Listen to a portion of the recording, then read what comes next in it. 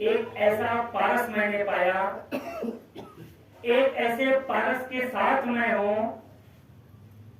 जिसको मैं दावे से कह सकता हूं कि सतगुरु मेरा पारस। सतगुरु मेरा पारस है तो ग्रंथ कसौटी सोना है। जो सतगुरु के जुबान से शब्द निकलता है वही ग्रंथ बन जाता है। हम जितने भी पवित्र ग्रंथों का उच्चारण करते हैं ये उस समय के सतगुरु की जुबान से निकले हुए शब्द हैं। जिनको भी सतगुरु मिला, ये प्रमाण है पारस को पाने का कि सतगुरु ने उसे अपने समान बनाया। लेकिन पारस सतगुरु में भेद है। पारस केवल लोहे को सोना करता है, केवल और केवल लोहे को सोना बना सकता है, इतनी ताकत उसमें होती है। लेकिन सतगुरु अपने समान बना देता है। ऐसी लियाकत किसी में नहीं होती। कोई अध्यापक चाहकर भी अपने बच्चे को अध्यापक नहीं बना सकता। कोई डॉक्टर चाहकर भी अपने बच्चे को डॉक्टर नहीं बना सकता। कोई जज चाहकर भी अपने वंशज को जज नहीं बना सकता। कोशिश करता है, पैसे खर्च करता है, एडमिशन भी कराता है, लेकिन रिजल्ट कुछ और आता है। रिजल्ट कुछ और आता है। लेकिन सतगुरु जिन्हें भी मिला, अभी महात्मा यहाँ बोलते बोलते भावुक हो उठे। भावुकता ऐसे नहीं आ जाती। जब ज्ञान की समझ होती है, जब अपने कर्मों को इंसान जब देखता है आईने में, जैसे शीशे में शक्ल को देखता है तो अपने आप को सजता और संवरता है, ऐसे जब इंसान अपने कर्म को देखता है कि मैं क्या था, मैं क्या हस्ती मेरी, मैं क्या था, मेरी औकात क्या थी, मेरी लियाकत क्या थी, मेरी बोली भाषा कैसे थी, मेरा रहन सहन कैसा था, और मुझे सतगुरु ने क्या दे दिया, क्या बना दिया, तब ये भावुकता छलकती है। तब ये अंदर से रुदन होता है कि धन्य है सतगुरु। मैं वो बया कर, मैं वो कटिया लगाने वाला, मैं वो तालाब में जीवों की हत्या करने वाला, मैं वो अपने हाथ से गांसे से बकरे का बलि करने वाला, मैं वो नासमझ चीज जिसे पीकर जिसे खाकर परिवार में दंगा फसाद करने वाला, मुझ जैसे ना चीज को सतगुरु ने हीरा बना दिया, अपने समान कर दिया। इस बात की रुदन हो रही थी। चिंतन करें, मनन करें। जितना विश्वास सतगुरु ने हम पर किया है, जितने भरोसे के साथ सतगुरु ने हमको अपने चरणों से लगाया है, क्या हम लेस मात्र भी उस विश्वास के काबिल बन पा रहे हैं? अभी महात्मा बयान कर रहे थे, खाल सिंह की बहन के केवल नाम सिंह रखाए तू, पर जब गधे की बोली बोले झट पहचाना जाए तू बौरा है वरना जाता विष्ठा पे मढ़ाए तू। बयान कर रहे थे कि धोखा देना, झूठ बोलना, चोरी करना, बेईमानी करना, फोर्टोटी करना दुनिया में चलता था, लेकिन यहाँ भी खाल पहनकर संत वाली, यहाँ भी लेबर लगाकर महात्मा वाली, यहाँ भी पोशाक पहनकर संतों वाला, संगत वो शब्द जो कारवाई कह रहे हैं कि संत तो बन रहा है जैसे वो शेर का खाल पहनकर गधा जो है अपने आप को शेर समझ रहा था। लोग डर भी रहे थे कि नजदीक नहीं जाना, खा जाएगा, शेर है। लेकिन आप जैसा भगत विद्वान कोई मिला, इसकी चाल से तो नहीं लगता कि ये शेर है, इसके रहन से तो नहीं लगता कि ये शेर है, कहते भाई मैं तो नहीं जाता, अगर आप जाना चाहो तो जाओ। और सत्संग जैसे ही वो 2-4 डंडे बरसाया, फिर वो शेर की खाल पहनने वाला गधा भी चिल्लाने लगा। तब लोगों को पता चला ये कमाल है, ये तो शेर नहीं है तो गधा है। ऐसे ही हमारे कर्मों से पता चल जाता है कि हम संत से मिले हैं, साधु के साथ बैठे हैं कि साधु के साथ बैठे हैं, संत के साथ बैठे हैं कि संत के साथ बैठे हैं, पक्कों के साथ बैठे हैं कि कच्चों के साथ बैठे हैं। कहते कसौटी परखो, परखी है आपके पास, समझ पाओगे कि ये महात्मा है कि छली है। एक साधु कालनेमी बना था, कालनेमी हनुमान जी को रोकने के लिए कि अगर ये संजीवन बूटी लेकर चला जाएगा तो अनुज लक्ष्मण बच जाएगा। साधु बना था वो, साधु था नहीं। रावण भी साधु बना था, भिक्षाम देही, साधु था नहीं। अगर साधु होता तो लक्ष्मण रेखा के अंदर वो पैर रखकर भी भिक्षा ले सकता था, लक्ष्मण रेखा के अंदर से वो भिक्षा प्राप्त कर सकता था। ये महात्मा माइक पे खड़े होकर 5 प्रणों की लक्ष्मण रेखा बता रहे हैं। ये रहन सहन और खान पान की विधि बताता है। हर शनिवार को महात्मा यहाँ को चेतनता प्रदान कर रहे हैं कि साधु का संग करो, साधु बन जाओ, संतों के साथ बैठो, पक्कों के साथ बैठो, नहीं चले जाओगे। जैसे कालनेमी ने हनुमान को रोका था, लेकिन हनुमान को ब्रह्म ज्ञान था। जैसे ही उसने स्मंकार का सिमरन किया, पता चल गया ये तो कालनेमी है, जिसको रूप बदलने की ताकत मिली हुई है। लेकिन आप कैसे जानोगे? आप जब तक जान पाओगे तब तक लूट कर चला जाएगा इंसान। जब तक आप समझ पाओगे तब तक धोखे खा चुके होंगे आप। इसलिए संगत आते हैं, यहाँ जगाया जाता है, उठ जाग मुसाफिर भोर भई, अब रैन कहाँ जो सोवत है, जो सोवत है वो खोवत है, जो जागत है सो आवत है। जागने का मतलब है चेतन रहना, मुसाफिर जागते रहना। नगर में चोर आए हैं, चोर। अच्छा संगत, दुनिया का हर इंसान ठगा जा रहा है। कोई तन से, किसी का तन से शोषण, किसी से का मन से शोषण, किसी का धन से शोषण, हर जगह चला जा रहा है, हर जगह चला जा रहा है। एक आप ही हो जो बचे हुए हो, सच्चे साधु संत हरि के एक ही बात बताते हैं, ज्ञानी होकर भक्ति छोड़े 100 गोते खाते हैं। ये रबीमानी है। कभी किसी चमत्कार के चक्कर में नहीं पड़ना।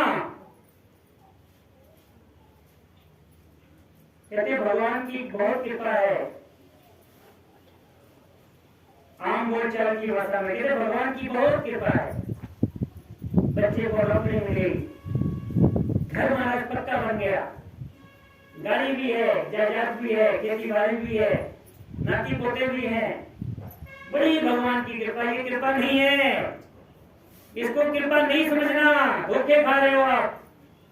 नौकरी को कृपा नहीं समझना, पक्के घर को कृपा नहीं समझना, अच्छे कपड़े पहनने को कृपा नहीं समझना, गाड़ी घोड़े को कृपा नहीं समझना। आप भूल में जा रहे हो। ये माया है, माया आपके ऊपर हावी हो रही है। माया, जब माया हावी होती है तो इंसान सामने वाले को तौलता है कि मेरा घर इससे अच्छा है, मेरे पास व्यवस्था है, इसके पास नहीं है। अब वो उस हिसाब से उसकी सेवा करता है। 4 पहिए से उतरेगा तो उसको काजू कतरी बर्फी की बर्फी पेश करेगा। पैदल आने वाले महात्मा की कोई इज्जत नहीं करेगा। उसके ऊपर माया हावी हो रही है, माया। अब वो उसको भगवान की कृपा मान रहा है। मूर्ख, भगवान की कृपा नहीं है वो। चिंतन करो, लिस्ट बनाओ, चेक करो, बहुतेरे मिलेंगे। अरे महाराज आना तो था लेकिन ऐसी बात आ गई, नहीं आ पाया, संगत तो जाना था। कृपा उससे कहते हैं जो संतों से जोड़े, जो संतों के आदर सत्कार के लिए दौड़ पड़े। शनिवार को संगत होती है तो 12 बजे नहीं 11 बजे पहुंचे, इसे कृपा मानना। ये कृपा है सदगुरु की, ये कृपा है सब भगवान की। संत कोई घर आ गया, साष्टांग दंडवत किया, उसका वो आदर किया जैसे शिवरी ने भगवान राम का आदर किया था। ये कृपा है।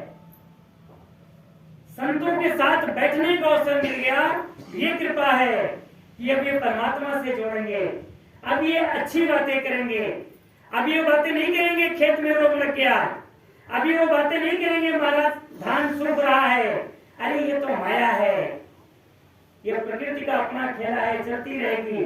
आपको साधन दिया है, सींचो, दवा दुकान पे जाओ दवा ले, लेकिन संतों को माया से मत जोड़ो, भ्रमित मत करो, भ्रम है ये। मेरे भी पास लोग आते हैं, कहते महाराज बेटवा जो है सेवा नहीं करता, वो पेंशन साहब वगैरह मिल जाते हैं। तुमने कहा आप भी बच्चे को माया से जोड़े थे, माया से, भगवान से नहीं, गुरु के ज्ञान से नहीं। आज भी नौकरी करने वाले 100% बच्चे अपने माँ बाप की कदर नहीं करते, इज्जत नहीं करते। कहीं भी कोई बात आएगी तो वो मालिक बन के खड़े हैं, मैं देख रहा हूं आंख से। पिता को पीछे कर दिया, वो आगे खड़ा हो गया कि मैं ही मालिक हूं। अरे ये संस्कार नहीं मिला था, मिला है तुझको ये मानव तन मालिक की पहचान करे, कहे अवतार बिना मालिक के पूजा भी नुकसान करे। संस्कार में हम बच्चों में गलत डाल रहे हैं, इसलिए बहुतेरे लोग रोते हैं बुजुर्गी में, बहुतेरे। अज्ञानी को छोड़ो, ब्रह्मज्ञानी रो रहे हैं, उनके भी बच्चे उनकी कदर नहीं करते, उनकी सेवा नहीं करते। क्यों? क्योंकि मैंने अपने जवानी में बच्चों को माया से जोड़ दिया, मैंने ज्ञान से नहीं जोड़ा, भक्ति से नहीं जोड़ा, सेवा सत्संग सिमरन की बात नहीं पढ़ाई, मैंने उसे केवल और केवल दौलत की बात बताई। ऐसे पावन वाणी ये संतों की कठिन कमाई है। यहाँ जो महात्मा बोलते हैं करो के नाम, दरअसल में हमको उनकी जुबान को, उनके शब्द को हल्के में लेते हैं। अरे ये कौन है? मोतियार जी, अच्छा मोतियार जी। ये कौन है? अरे जावेद जी, अच्छा जावेद जी। ये कौन है? अरे प्रेमचंद जी, अच्छा अच्छा प्रेमचंद जी। अरे मैं केवल इंसान के शक्ल और लिबास से उसको पहचान रहा हूँ, वो बोल क्या रहा है उससे मुझसे कोई लेना देना नहीं, इसलिए आज तक मैं परेशान हूं, मैंने संगत किया ही नहीं। निर्मल पावन वाणी ये संतों की कठिन कमाई है। ये जो महात्मा बयां कर रहे हैं ये उनके जीवन में घटित बातें हैं, इन्होंने उस बात को जीवन में जिया है, उस चीज को उन्होंने अपनाया है, तब वो कहीं ना कहीं आज दिख रहे होंगे। उनका कर्म, उनकी बोली, उनका परिवार, उनके द्वारा भक्ति, गुरु के प्रति लगाव, संतों के प्रति समर्पित श्रद्धा। और हम केवल कजरी सुनने आते हैं। आज तो कजरी हुई नहीं, संगत में मजा नहीं आया। महाराज आज तो परमात्मा बोला ही नहीं, मजा नहीं आया। अरे संतों ने तो वो हमको संजीवन बोटी दी, लेकिन हमने उन संजीवन बोटी को पकड़ा ही नहीं। कभी भी हमने महापुरुषों की बात को अपना कर जीवन में घर पे अपनाया नहीं कि जो महात्मा बोल रहे थे मन मेरा वो कर्म है कि नहीं है। अगर कर्म नहीं है तो इसलिए बोल रहे थे कि मेरा कर्म ऐसा हो जाए, तब सुख मिलेगा, तब आनंद मिलेगा। नहीं तो आओ जाओ, हजारों लोग आते जाते रहे, हजारों लोग, कोई फायदा नहीं, कोई फर्क नहीं पड़ा, क्योंकि लोग चमत्कार से जुड़े थे, चमत्कार से। चरण धूल को समझ खजाना और धूल ना काम आए, आज भी महात्मा गांठ पे धर्मकार करते हैं। यहाँ अरे जो नहीं झुक सकता कोई बात नहीं, वो महात्मा केवल हाथ ही जोड़ ले, उसका भाव पता चलता है।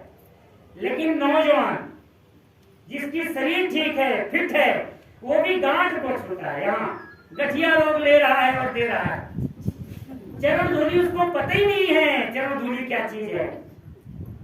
सैनसा जी कह रहे चरण धूली को समझ खजाना और कोई धूल ना काम आए।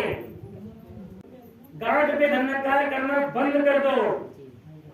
धन्यकार करना है तो चरणों में करो, नहीं झुक पाते हाथ जोड़कर बस समर्पित हो जाओ, परवान है गुरु को।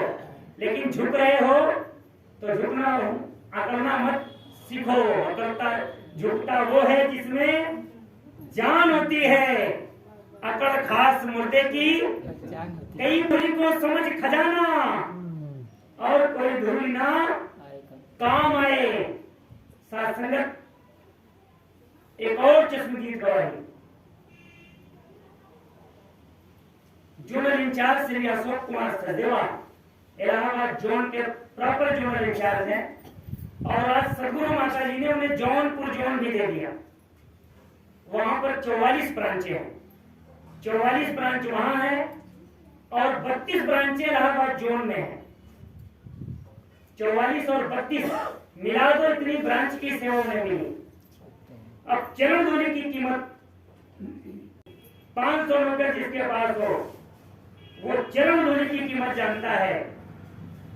सत्संगत इसलिए दाऊद शहंशाह जी ने लिखा है चरण धूली के विषय में,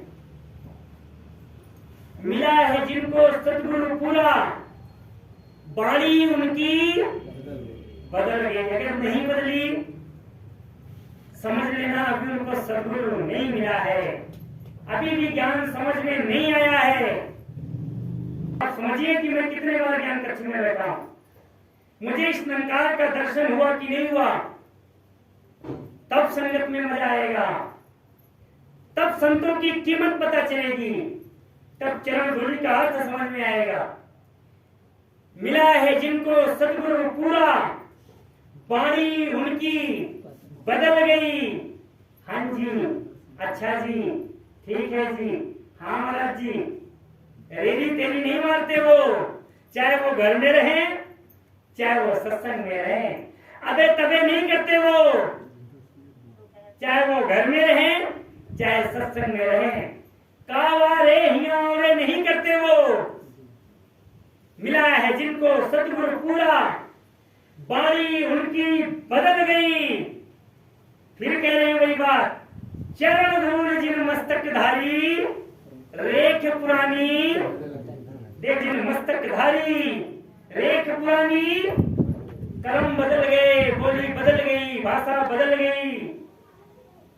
सत्संगत अगर नहीं बदली और हम यहाँ आ रहे हैं, यकीनन धोखा कर रहे हैं, धोखा। उसका जब बीज फलेगा तो हम बहुत रोएंगे, बहुत पछताएंगे, और फिर पछताने का होत है जब चिड़िया चुन गई। खेत संभलना है तो जवानी में संभलो, जवानी में।